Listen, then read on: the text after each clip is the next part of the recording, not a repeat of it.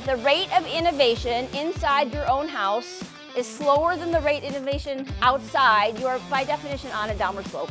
And that's kind of the tension or the thinking I want you to have as the baseline for your discussion today to sort of spark curiosity, keep an open mind. I think about the cross-functional nature of the group in terms of our ability to drive transformational change requires this group to collaborate really well together. So it is energizing to be in a room with all these leaders and to see the level of conversation, the collaboration, the openness to new ideas, and thinking about the big problems that we need to solve as a business all together.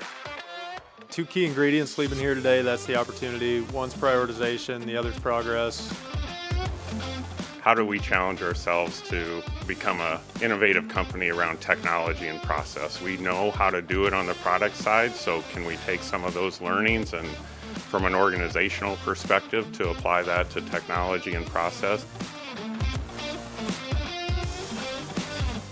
We need to go back and recognize that we're still an exploring company, still have an exploring mindset. Don't think of this as a one and done, because this is just a starting point for us. That's the expectation from the executive team, is that we are going to unlock something.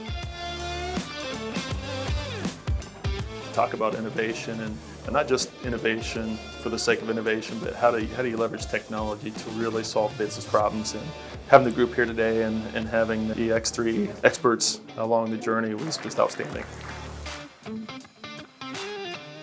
Having day organized the way it was between understanding the industry trends, experiencing some of those technologies, and then being able to actually co-create some ideas with colleagues and then report back out was a good day.